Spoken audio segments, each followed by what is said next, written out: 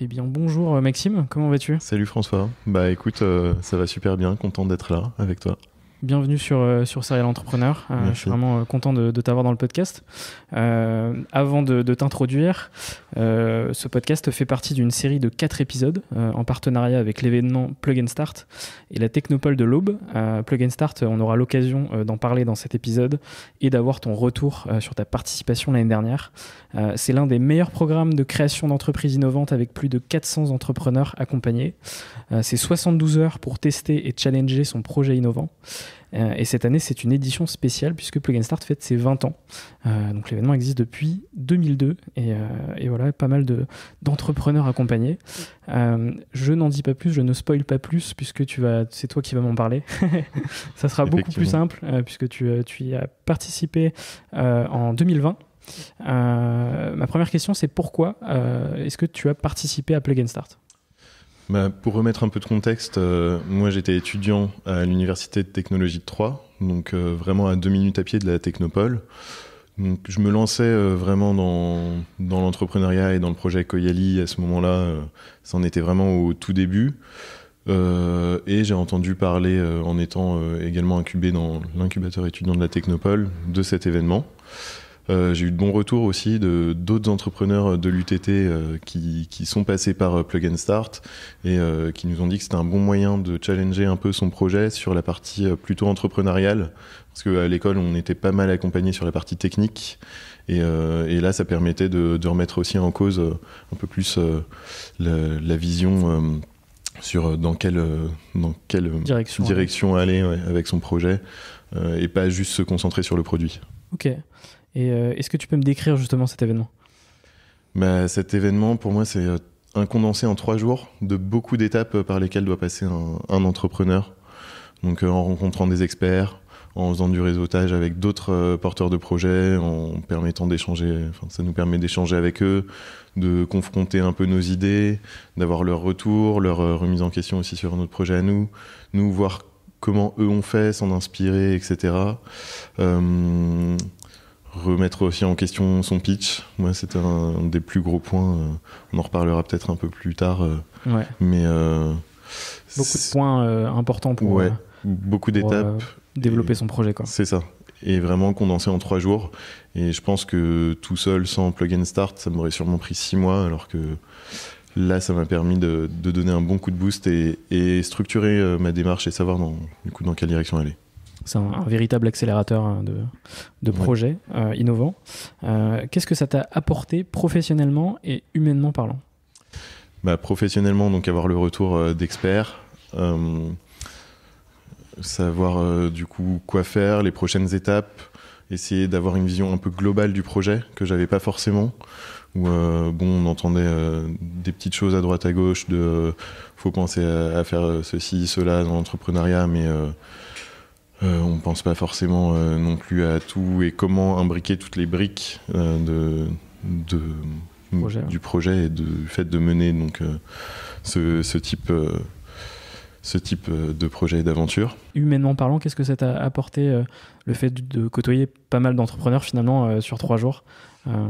Humainement parlant, c'est justement les autres entrepreneurs qui m'ont beaucoup apporté. Moi, j'étais un des projets les plus jeunes sur Plug and Start.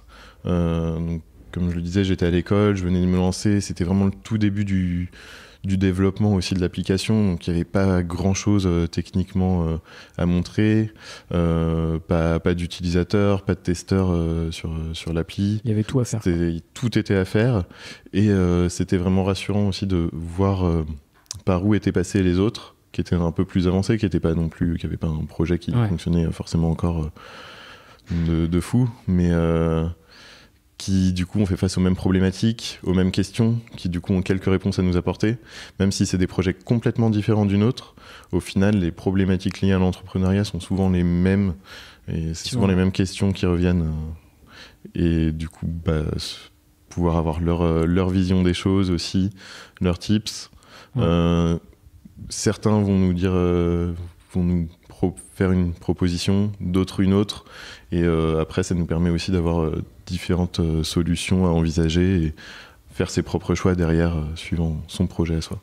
Est-ce que tu peux me raconter un peu ton moment fort de Plug and Start ? Pour moi, le moment vraiment fort, donc, c'était la remise en question du pitch, où je m'étais pas mal renseigné, je pense comme beaucoup d'entrepreneurs qui se lancent sur YouTube, sur Internet, sur comment faire son pitch.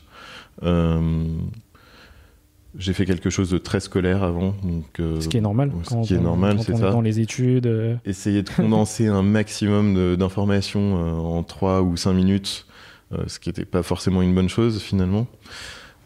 Essayer d'être assez exhaustif, mais quitte à oublier qu'en fait le message n'était pas compris derrière, qu'il y avait trop de choses, que ça partait un peu dans tous les sens et que ça manquait de storytelling pour remettre du contexte et que les gens comprennent vraiment l'intérêt du produit et à quoi ça sert. Et donc il y avait Pitch My Startup qui était là, qui du coup me disait mais on comprend rien à ce que tu racontes. Attends, c'est quoi ton produit, comment est-ce que tu l'as conçu, pour qui, pourquoi. Et en 2 secondes, les idées fusaient là et ils m'ont donné toutes les clés pour faire un pitch. Élaguer vraiment tout ce qu'il y avait, tout changer, mais au moins le message du coup était compris, était clair.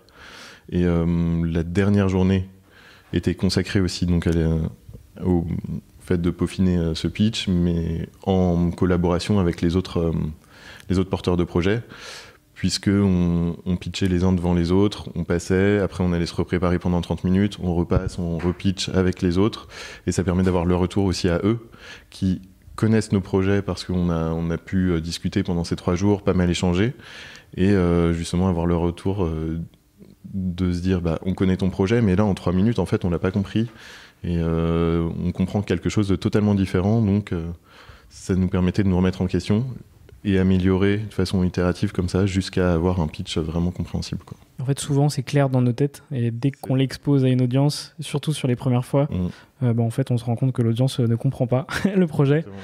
Et effectivement, Plug & Start permet aussi de structurer son pitch. Et du coup, quand on structure son pitch, on structure son projet aussi. Et ça permet de le faire évoluer, donc c'est hyper important, quoi. Ça permet de se recentrer. On a la tête dans le guidon d'habitude et donc on connaît par cœur son projet, c'est son bébé. Mais c'est pas celui des autres et du coup faut le présenter de la meilleure façon. C'est clair. Aujourd'hui, qu'est-ce que tu retiens de cet événement un peu moins de 2 ans après finalement? Ce que j'en retiens, c'est qu'il a été quand même assez marquant pour moi parce que il y a beaucoup de moments au final dans cette aventure entrepreneuriale qu'est Koyali où je me dis mais là il y avait tel conseil de tel expert qui nous disait de faire plutôt comme ça. Ça me permet aussi de savoir, d'avoir anticipé pas mal de points, justement d'avoir vu des experts bien en amont du lancement de Koyali. C'était connaître les prochaines étapes et maintenant aujourd'hui penser à se dire là il est peut-être temps d'aller voir telle ou telle personne, de discuter à propos de ça avec d'autres entrepreneurs et d'avoir aussi un petit réseau et de recroiser des entrepreneurs rencontrés à Plug & Start ou d'autres experts avec qui du coup on continue parfois d'échanger et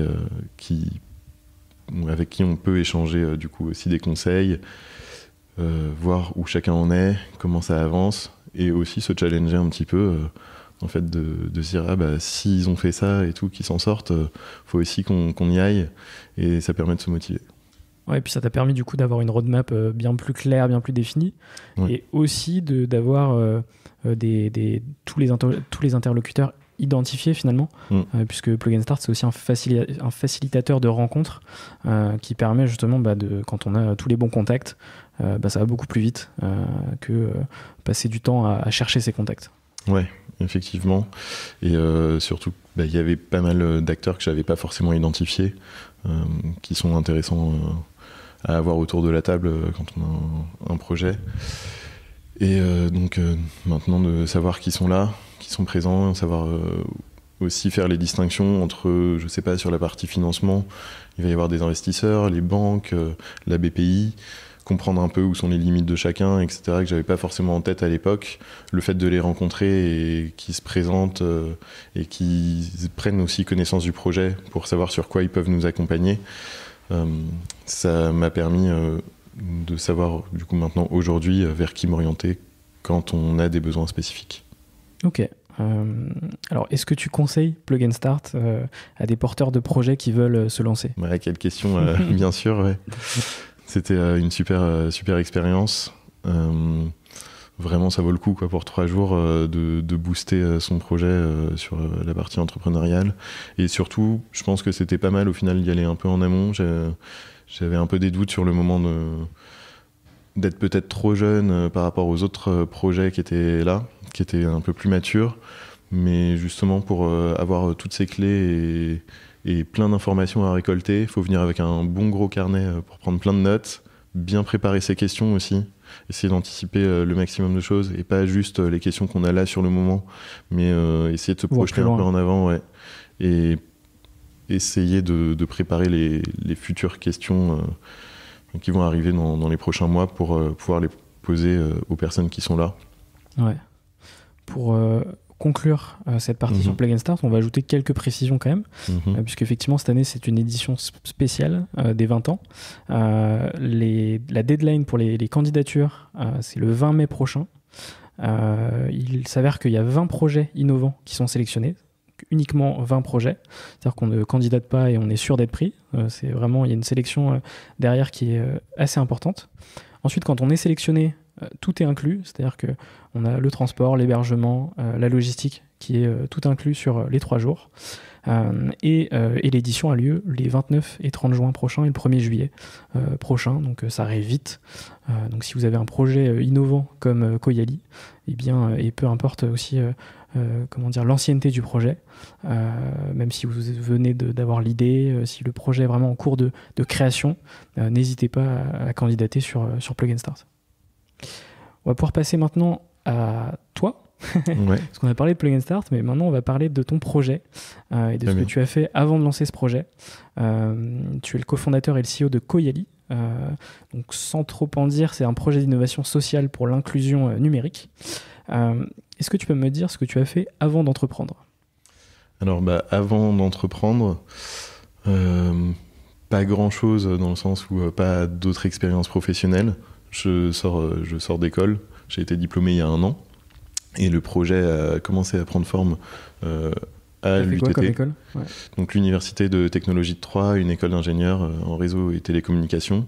Par contre, j'ai toujours aimé m'impliquer dans des projets, lancer des initiatives. J'ai fait beaucoup d'associatifs, justement dans cette école d'ingénieurs. J'avais fait pas mal de vidéos au collège, lycée, donc j'aimais bien former des petits groupes, des petites équipes motivées de gens qui ont envie de faire des choses, de pas rester juste à attendre que le temps passe, quoi, et faire des choses qui peuvent être utiles.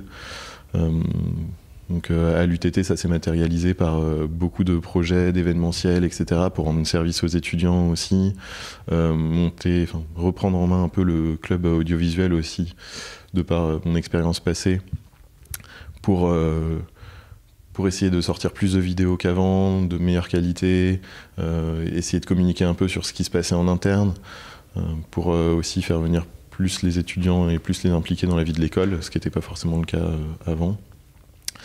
Et quand l'idée de Koyali est apparue, j'ai mis ça un peu en stand-by pour pouvoir me concentrer sur le projet et me lancer à fond là-dedans.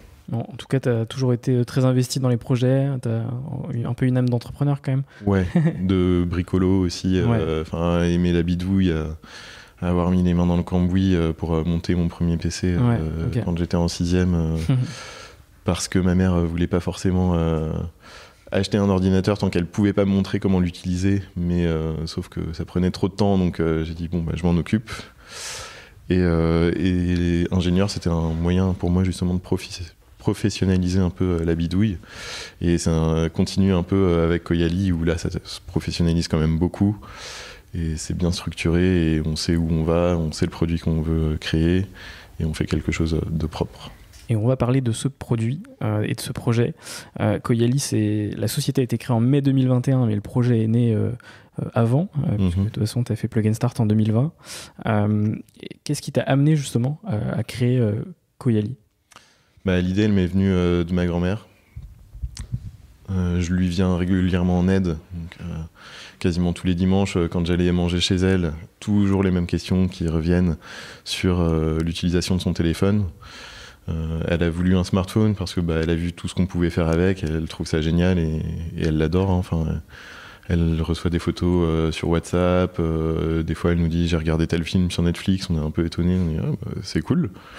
Et par contre à côté de ça, il y a des trucs qui nous paraissent tout bêtes à nous, faire un petit swipe pour prendre un appel, je sais pas, zoomer sur une photo, saisir son téléphone et prendre une photo aussi, c'est assez simple pour nous, mais pour elle c'est un enfer parce que problème de préhension, donc elle appuie sur toutes les touches et du coup elle prend des photos floues du sol, du plafond. Qu'est-ce qu'il y a d'autre ? Changer son mot de passe, c'est trop compliqué, aller dans les paramètres, trouver dans quel sous-menu c'est, etc. Toute l'expérience utilisateur n'est pas adaptée justement c'est ça. À cette audience finalement. Ouais.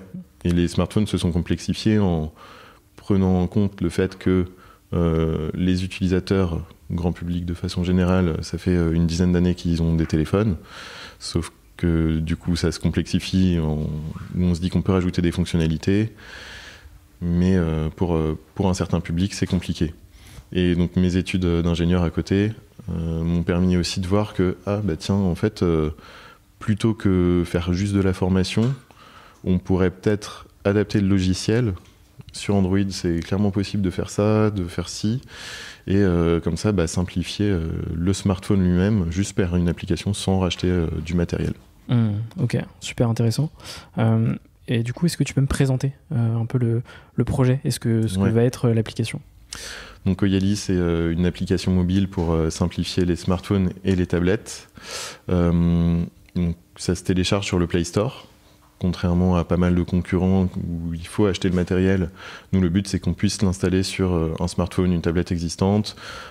Si le petit-fils il change tous les 2 ans de smartphone parce qu'il veut quelque chose qui fait tourner des jeux 3D, Fortnite sur son téléphone, celui d'il y a 2 ans est encore potable, donc typiquement le grand-parent qui aimerait un smartphone mais qui n'a pas envie d'investir là-dedans parce qu'il n'est pas sûr de l'utiliser, il peut le récupérer et essayer de voir si ça lui convient du coup et installer Koyali pour pouvoir prendre en main un smartphone pour la première fois et sans galérer des mois à se former à son utilisation.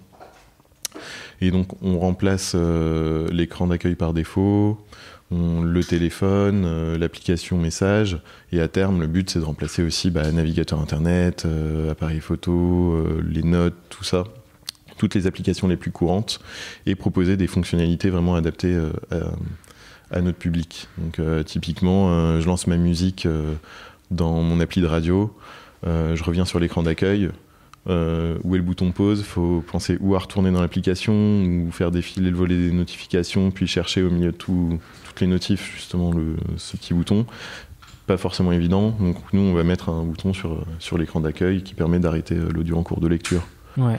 Un petit bouton aussi d'urgence pour s'il a besoin contacter un contact favori en un clic.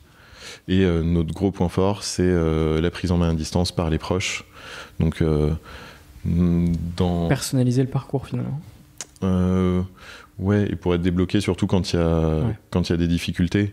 Donc, on sait qu'il y a des moments où l'utilisateur va quand même rester bloqué, même s'il va sur un site internet, qu'il n'arrive pas à faire ceci, s'il va sur son appli bancaire, qu'il n'arrive pas à consulter ses comptes, et qu'il veut l'aide d'un proche de confiance, il va pouvoir, en un clic, lui demander de l'aide. Le proche, il reçoit du coup une notification sur l'application Koyali Compagnon, qui est l'application destinée aux proches, et dire ok, je vais aider l'utilisateur, et il va voir donc le même écran que l'utilisateur et pouvoir faire les clics à distance, etc. pour débloquer la situation sans avoir besoin de se déplacer, sans passer des heures au téléphone à essayer de comprendre quel est le vrai problème derrière Google est cassé. Et appeler l'informaticien de la famille. C'est ça, ouais, le geek de famille. L'informaticien regroupe un peu tout et n'importe quoi. Ouais. Mais ok, super intéressant. Donc en fait, ce que va proposer Koyali, c'est un changement d'interface, d'expérience utilisateur, adapté justement aux personnes âgées, mais pas que, puisque j'ai vu une étude assez impressionnante qui a été publiée en 2019, qui révèle que 17% des Français sont concernés par l'électronisme. Alors c'est quoi l'électronisme ? Derrière ce nom un peu barbare, c'est la difficulté, voire l'incapacité à utiliser les appareils numériques. Donc c'est énorme. et du coup ça ne concerne pas que les personnes âgées, et donc forcément l'audience de votre future application, en fait le marché est assez grand finalement. Ouais, le marché est assez grand, et puis même au-delà de l'électronisme, on va aussi toucher les personnes qui sont un peu frustrées dans l'utilisation de leur smartphone, parce que quand même assez complexe, trop d'informations inutiles, et qui veulent se focaliser un peu sur l'essentiel, qui veulent aller droit au but. On va également toucher ces personnes-là. Donc on s'adresse à plusieurs cibles. Et après, effectivement, pour les personnes atteintes d'électronisme qui veulent se lancer dans le numérique, parce qu'aujourd'hui on est dans une société qui est ultra digitalisée, et où beaucoup de démarches, de choses se font via le numérique, ou même pendant le Covid, on l'a vu, le seul moyen de maintenir du lien social, c'était de faire des visios. On a exclu toute une partie de la population parce qu'ils étaient incapables de lancer Skype, de savoir comment faire pour contacter leurs proches, ajouter quelqu'un sur tel logiciel et pouvoir l'appeler. Impossible pour beaucoup. Et donc ça fait que certaines personnes sont restées vraiment sans contact humain pendant plusieurs mois. Donc eux, typiquement, avec cette expérience Covid et qui veulent commencer à se mettre un peu plus au numérique, on va pouvoir les aider à faire le premier pas et pas se retrouver frustrés et bloqués dans l'utilisation d'un smartphone ou d'une tablette au bout d'une semaine d'utilisation. Ok, alors moi c'est drôle parce que ma grand-mère a appris à utiliser justement la visio suite au Covid, donc via son téléphone. Donc généralement on voit ses cheveux, son nez ou son oreille. Ouais, le classique. L'usage n'est pas encore complet, mais effectivement c'est des usages qui sont super importants et qu'on a vu extrêmement utiles dans des périodes de pandémie ou autres complexes finalement où on ne pouvait pas voir les gens physiquement. C'est clairement ça répond à ces besoins. Est-ce que tu peux me raconter un peu ce qui s'est passé sur les premiers mois de cette aventure? Les premiers mois de l'aventure Coyali, donc c'était déjà l'idée qui a commencé à germer petit à petit. Ça prend un peu de temps. Après, j'avais mon parcours scolaire qui faisait que j'avais des impératifs, des stages à faire dans d'autres entreprises, etc. On mène une boîte, mais aussi des études. C'est ça, ouais. Donc, obligé d'avancer un peu au ralenti au départ. Et puis, dès que les impératifs étaient un peu passés et que j'avais du temps à consacrer à côté de mes études sur le projet, là, j'ai commencé à faire un premier POC technique. Typiquement, ma grand-mère, je lui ai fait une version un peu no-code de Coyali, en mettant un launcher personnalisé, en verrouillant au maximum pour éviter que toutes les icônes finissent en dehors des dossiers où j'avais bien trié radio, télé, etc. Ça montrait qu'il y avait un intérêt parce que elle était passée de son smartphone, où vraiment je le retrouvais en bazar tous les dimanches, à au final quelque chose qui tenait dans le temps, qui restait structuré avec toujours les icônes au même endroit. Donc elle, ça lui simplifiait aussi son usage de savoir où trouver les choses. Mais il y avait certaines applications que je pouvais pas encore simplifier, comme téléphone, caméra, etc. Donc là, le but, c'était de développer cette partie-là. J'ai pu faire mon projet de fin d'études aussi sur Coyali. Donc ça m'a permis de vraiment me concentrer sur le développement, et en étant également un peu accompagné par la partie entrepreneuriale de l'école qui était en train de se monter un peu à ce moment-là pour encadrer justement tous les porteurs de projets, pour aussi avoir un peu un suivi de fond. Plug & Start, ça m'avait bien boosté sur 3 jours, mais après c'est aussi bien d'être accompagné un peu plus au quotidien et d'avoir un suivi long terme. Donc c'était le cas sur ce projet de fin d'études. Ok. Est-ce que tu peux me parler un peu du développement de l'application? Comment tu travailles là-dessus? Est-ce que tu es en contact direct justement avec des personnes âgées pour construire le produit? Est-ce que tu peux m'en parler? Alors, à la fois on a des contacts avec des personnes âgées, et à la fois on est aussi obligé des fois d'avancer un peu seul. Logique. Déjà parce que c'est un public qui n'est pas forcément évident à toucher. Ils sont un peu méfiants, ils ont un peu peur de l'utilisation des données qui peuvent être faites, de perdre leurs habitudes avec leur smartphone tel qu'il est aujourd'hui, et on sait ce qu'on perd, on sait pas ce qu'on gagne, donc le changement est difficile toujours, ces âges. voilà. Et en même temps, vu que justement c'est un public qui s'y connaît pas trop dans l'utilisation des nouvelles technologies, de même, ils vont pas trouver leurs besoins ou leurs solutions. Ils vont en trouver certains, hein, c'est sûr, mais pas tous. Et nous, on peut faire le lien entre « Ah, ça, je l'utilise au quotidien sur mon smartphone. Ma grand-mère, non, mais ça lui serait super utile. Du coup, on va peut-être créer telle fonctionnalité dans Koyali en la simplifiant, en la faisant de telle façon. » Donc, on va aussi faire pas mal de propositions. Et une fois que la proposition est faite, développée, là, on va la faire tester et avoir le retour. Et puis, ça nous permet de voir « Ah, bah ça, c'est pas bien compris, donc on va l'adapter. » On développe de façon un peu itérative comme ça, et en prenant en compte les retours des testeurs pour améliorer, faire évoluer, améliorer l'application. Ok, on va parler un peu de la Silver Economy. Ouais. C'est un mot qui est apparu assez récemment quand même, un terme qui est apparu assez récemment, qui définit en fait une économie qui va être de plus importante dans les années à venir, puisque elle concerne le vieillissement de la population. Silver Economy, c'est l'économie dédiée aux personnes de plus de 60 ans, si je dis pas de bêtises. Je vais me faire taper sur les doigts si je dis pas le bon âge. Mais voilà, est-ce que tu peux me parler un peu de cette économie en fait et des chiffres un peu par rapport à ça? Ouais, bah effectivement, c'est une économie que j'ai découvert en lançant Koyali, dont j'avais pas spécialement connaissance, et qui est assez intéressante. Là, il y a un contexte favorable au vieillissement de la population, donc on va avoir de plus en plus de seniors. Actuellement, je crois qu'on compte à peu près 13 millions de seniors, et on devrait atteindre les 20 millions d'ici 2030.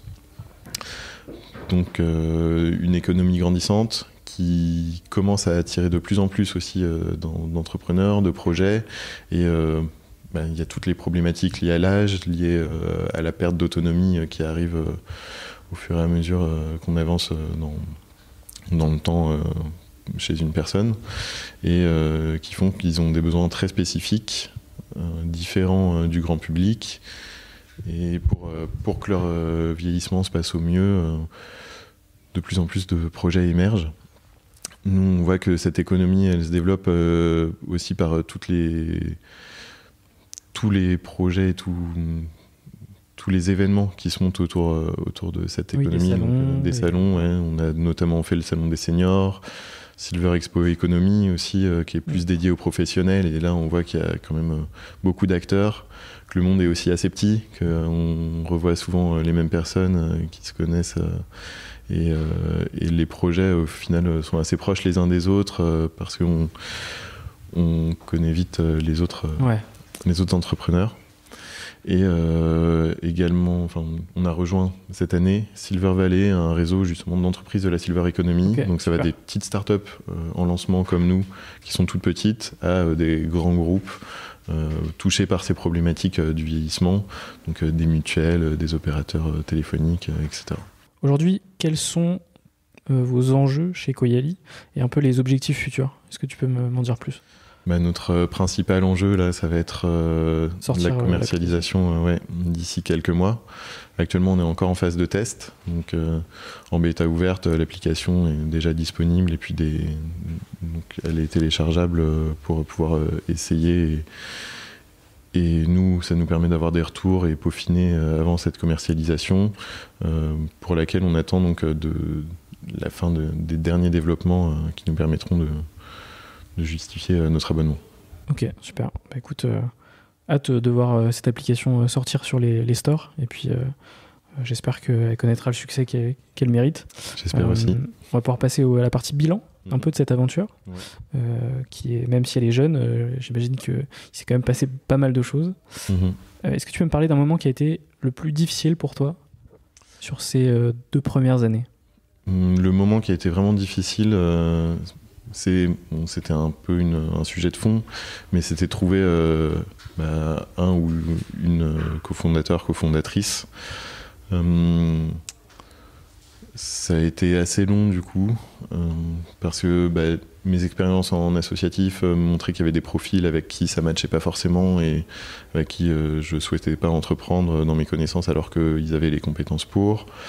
Il fallait aussi que la personne soit intéressée pour rejoindre le projet et soit un peu fou pour se lancer dans le flou, qui est un projet entrepreneurial à ses tout débuts, quand il n'y a pas encore d'utilisateurs, où on ne sait pas trop où on va, où on ne sait pas si ça va prendre. Et donc, juste avant de trouver Pauline, ma cofondatrice, c'était des mois vraiment assez compliqués, surtout avec le Covid, l'isolement, donc pas beaucoup d'événements pour sortir, voir du monde. Donc, c'est développer tout seul dans son coin l'application et essayer de mener de front tous les sujets. Et donc je suis super content d'avoir trouvé Pauline, avec qui on forme une bonne équipe, un bon binôme, et on se complète bien. Ouais, l'association, c'est vrai que dans l'entrepreneuriat, c'est super important. Et c'est très difficile de trouver la bonne personne avec qui s'associer. Effectivement, en termes de complémentarité, ce genre de choses, c'est quelque chose d'important. La deuxième question, c'est de quoi es-tu le plus fier aujourd'hui ? Ce dont je suis le plus fier, c'est le fait que mes proches comprennent maintenant le projet Koyali, parce que je viens pas d'une famille très, très numérique. Ils ont jamais été ils ont jamais eu une grande appétence pour ça, à part ma grand-mère finalement, mais qui avait quand même des difficultés à utiliser son smartphone, son PC, mais du coup qui n'était pas capable de comprendre vraiment à quoi allait servir Koyali. Quand on le décrivait avec des mots, c'était vraiment, je chantais les regards d'interrogation, on me fait oui de la tête, mais je sens que on a l'impression que je me lance vraiment dans le vide et on comprend pas trop où je vais, mais ils m'ont quand même fait confiance, et aujourd'hui ils voient du coup le projet, à quoi il ressemble, et ils comprennent vraiment l'intérêt, et ils me disent mais si, en fait on voit qu'il y a un vrai intérêt derrière et que ça peut aider pas mal de monde. Ok, c'est cool, c'est comme ça, c'est bien. C'est sûr. On passe à l'avant-dernière partie de notre échange sur les rencontres, le mindset et l'entrepreneuriat. Est-ce que tu peux me parler d'une rencontre qui a marqué ton aventure ? Ma rencontre avec Pauline, justement, où finalement, moi j'avais vraiment le profil très, très ingé sur le produit, qui essaye de faire un peu de commercial, marketing à côté, mais c'était pas du tout des choses auxquelles j'étais formé. Et du coup, je m'exprimais sûrement mal auprès de beaucoup de personnes. Je savais pas vraiment comment vendre la solution. J'avais déjà des intuitions qui se confirment encore aujourd'hui sur la façon de vendre, en passant par des prescripteurs, etc. Mais je savais pas comment bien le formuler derrière, comment bien le mettre en forme. Et Pauline m'a apporté du coup tout ça sur le projet, a permis de m'apporter la vision aussi, pas juste parler de la solution, mais de tout ce qu'elle va apporter derrière. C'est pas juste une appli pour simplifier les smartphones et tablettes, c'est une appli qui permet de reconnecter les gens ensemble, de créer du lien social, parce qu'ils peuvent enfin se voir en visio, parce qu'ils peuvent enfin faire leurs démarches administratives qu'ils pouvaient pas faire avant et où ils se sentaient exclus de la société. Et où il y a des enjeux qui vont au-delà de...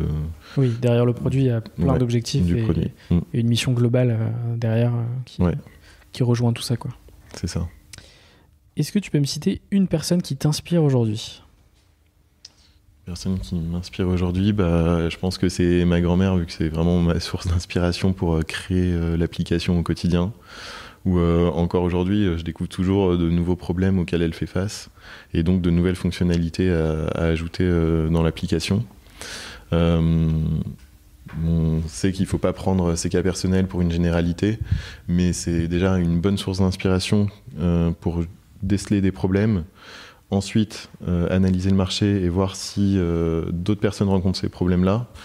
Généralement, quand j'identifie du coup un point qui peut être bloquant pour elle dans l'usage du numérique, je vais en parler autour de moi, à des amis, à des connaissances, à des experts, pour voir si c'est effectivement un vrai souci qui est rencontré par d'autres personnes. Et si c'est le cas, dans ce cas-là, ok, go, on fonce et on développe une nouvelle fonctionnalité, quoi. C'est ta meilleure bêta-testeuse. C'est ma meilleure bêta-testeuse. Pour conclure cette partie, quel conseil donnerais-tu aux personnes qui se lancent dans l'entrepreneuriat ? Qu'est-ce que tu retiens un peu de tes premiers retours d'expérience ? De ne pas attendre avant de se lancer, de ne pas se trouver d'excuses et d'y aller. Moi, je me dis que j'ai peut-être des fois trop attendu, limite pendant mes études, en fait, je pouvais clairement mener de front les deux, donc j'aurais dû mettre le paquet peut-être plus tôt, mais bon, c'est aussi une maturation de soi-même pour savoir qu'il faut se lancer là-dedans et sortir, aller voir d'autres gens pour aussi un peu se réconforter et discuter avec eux aussi des problèmes qu'on peut rencontrer dans l'entrepreneuriat, avec parler aux autres porteurs de projets de ses soucis à soi.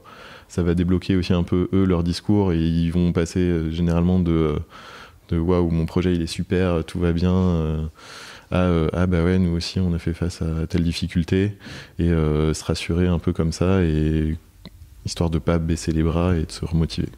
Ouais, et puis pour revenir sur le côté lié les études et l'entrepreneuriat, il y a beaucoup d'étudiants entrepreneurs en France, il y en a de plus en plus. Ouais. Et je suis convaincu que les études, c'est le meilleur moment de lancer des projets et d'entreprendre. Clairement. Parce qu'on a quand même... on trouve toujours du temps, même si effectivement on peut être sous l'eau par des études, par même de l'alternance, parfois par des stages. Ouais. Je pense que c'est le meilleur moment pour tester des trucs sans trop prendre de risques. Ouais, effectivement, il y a de plus en plus d'écoles aussi qui poussent l'entrepreneuriat. Ça, on le voit de façon générale, l'écosystème startup se développe en France, mais du coup il se développe aussi dans les écoles, que ce soit école de commerce, école d'ingénieurs. Pour prendre l'université de technologie de Troyes, il y a vraiment tout un pôle qui est en train de se mettre en place avec du coaching. Et il y a notamment Genius, qui est l'association nationale, qui a des divisions, des fois dans certaines écoles, et qui nous a permis d'être accompagnés sur ces sujets-là. Ok. Écoute, on va pouvoir passer à la dernière partie de notre échange. C'est quoi pour toi un entrepreneur ? Pour moi, un entrepreneur, c'est quelqu'un qui ne veut pas rester dans son canapé à rien faire, et qui veut créer de belles choses pour aider les autres, donner beaucoup de son temps, mais dans un but assez louable, et qui ose aller voir d'autres personnes, qui ose saisir des opportunités, voire les créer. Et ce sera parfait pour clôturer notre discussion. On va quand même faire un petit reminder avant de conclure, puisque du coup, vous avez jusqu'au 20 mai pour candidater sur Plug and Start, et espérer d'avoir la chance finalement de participer à cette prochaine édition qui aura lieu les 29, 30 juin prochains et 1er juillet à Troyes. Et donc voilà, tous les liens seront évidemment en description de l'épisode, que ce soit en audio et en vidéo. Donc voilà, faut pousser les gens à candidater si vous avez un projet innovant et que vous avez besoin justement de booster le lancement et le développement de votre projet.